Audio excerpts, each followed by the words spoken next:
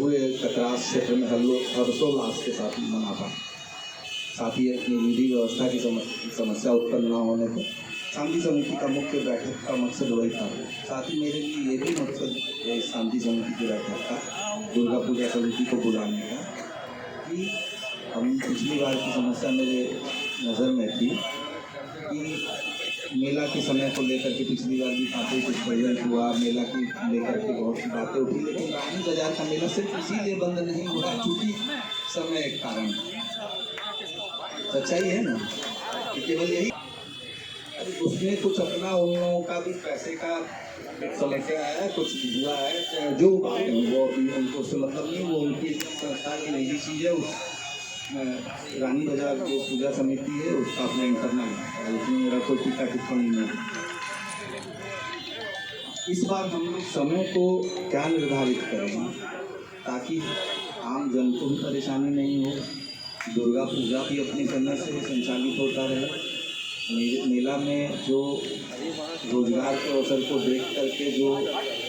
छोटे छोटे दुकानदार आए हैं उनका भी अपना क्रियाकलाप चलता रहे, बच्चे भी इंजॉय कर लें, और सबसे इम्पोर्टेंट विधि व्यवस्था की समस्या उत्पन्न न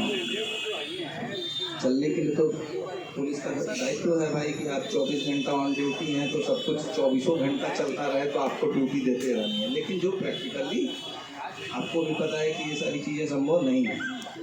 कि 24 घंटा अगर लगातार चलता रहेगा तो लोग कवर कर लेंगे। निश्चित रूप से दिन में कुछ कम होगा, अगर दिन में जिस दिन यहाँ कम होगा उस दिन बिलोरी स्थान में भीड़ है, दिन में कहीं और कुछ समस्याएं आएंगी, आप रात में जितना कांड होगा उसका सारा प्रतिवेदन दिन में आएगा और आप दिन में उसमें व्यस्त रहेंगे। तो मेला केवल कराने तक नहीं, उसके बाद जो रात में समस्या उत्पन्न होगी उसका पूरा का पूरा सॉल्यूशन निकालना अगले दिन में, और पुनः फिर शाम से मेला में लग जाना। उसके अलावा आप लोगों ने बताएं क्या क्या घटना हो सकती है। उससे भी ज़्यादा सबसे ज़्यादा ज़रूरी है छिनतई की घटना के साथ एक बहुत अच्छा ये बात आई थी कि बच्चों के पॉकेट में नंबर दे दीजिए, अगर ये बच्चे याद करने में सक्षम है तो उनको अपने पिताजी का, अपने घर के कुछ लोगों का नंबर याद करा दीजिए, ताकि अगर किसी प्रकार का कुछ होता है तो कोई पाए तो उनके घर पर फ़ोन करके बोल दे आपका बच्चा या जो भी गुम है वो यहाँ मौजूद है। अपने पर्स में नंबर डाल के रख लीजिए, ठीक है ना, ताकि कोई किसी को मिल जाए तो वो आपको कॉल कर सके। सबसे बड़ी समस्या यही स्तर पर किया जाता है। इसी को लेकर के हमारे वरीय पदाधिकारी, वरीय पुलिस अधीक्षक महोदय द्वारा यह निर्देशित किया गया था कि ससमय अपने थाना में शांति समिति की बैठक करें और इस संबंध में लोगों के बीच से समस्याओं को लें कि साथ ही साथ उनके बीच से उनके विचार को भी लें कि किस प्रकार से हम लोग शांतिपूर्ण तरीके से इस बार हम लोग अपने दुर्गा पूजा को हम लोग आयोजित कराएँ। पूजा कमेटी द्वारा ही इस संबंध में बीसी इत्यादि के माध्यम से बैठक करते हुए बहुत से निर्देश हम लोगों को दिए गए थे, जिसमें मुख्य रूप से हम लोगों को सीसीटीवी कैमरा के इंस्टॉलेशन, डीजे का प्रयोग नहीं किए जाने, फायर फाइटिंग की व्यवस्था करने,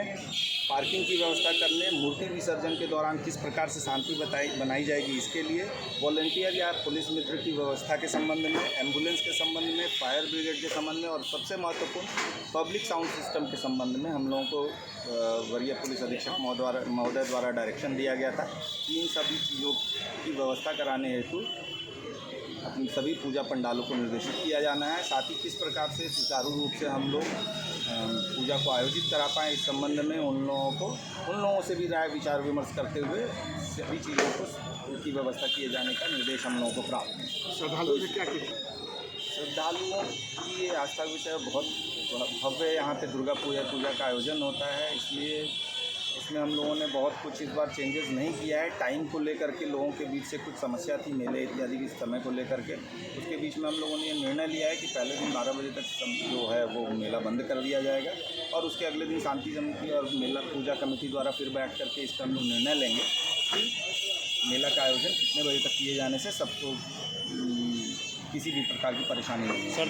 श्रद्धालुओं से मेरा अपील 2-3 चीज़ों के लिए होगा। वो यहाँ पे पूजा के आयोजन के लिए आ रहे हैं, पूजा आयोजन में और मेला इत्यादि घूमने के लिए आ रहे हैं, तो वो फिर किसी प्रकार का नशा पान न करें, पहली चीज़। दूसरी चीज़ कि अपने छोटे छोटे बच्चे और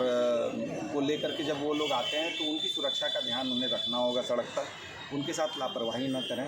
तीसरी चीज़, उनके सामान की भी सुरक्षा वो लोग थोड़ा अपने स्तर से भी सजग रहेंगे, क्योंकि भीड़ काफ़ी ज़्यादा होती है तो छिनतई इत्यादि की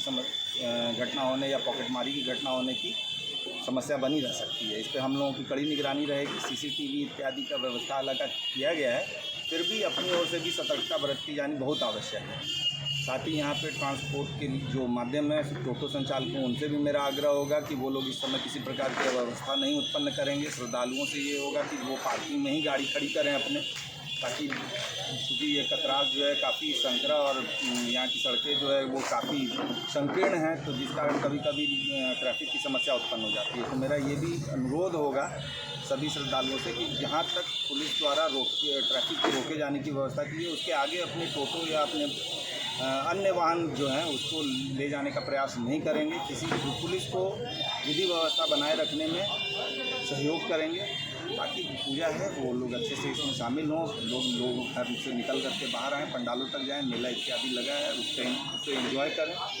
और हम लोग उन्हें सहयोग करने के लिए हमेशा तत्पर हैं। पार्किंग के इस पे हम लोगों की कड़ी निगरानी रहेगी, और आप लोगों के बीच से जब भी सूचना आएगी तो हम लोग उस पर त्वरित कार्रवाई करेंगे। धन्यवाद। मेरा स्पष्ट निर्देश है, या हमारे कई वरीय पदाधिकारियों द्वारा यह स्पष्ट निर्देश दिया गया है, किसी भी प्रकार का नशा पान अगर ये करते हुए किसी को पकड़ा जाता है तो उन पर विधि सम्मत कार्रवाई करनी। बहुत तेज़ी से आते हैं सर, थोड़ा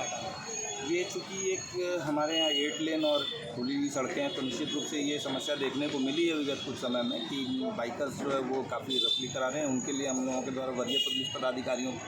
पदाधिकारी के द्वारा ये निर्देश भी प्राप्त हुआ है, या लगातार अभियान भी चलाया जा रहा है और ऐसे लोगों पर कड़ी कार्रवाई की जाए। धन्यवाद।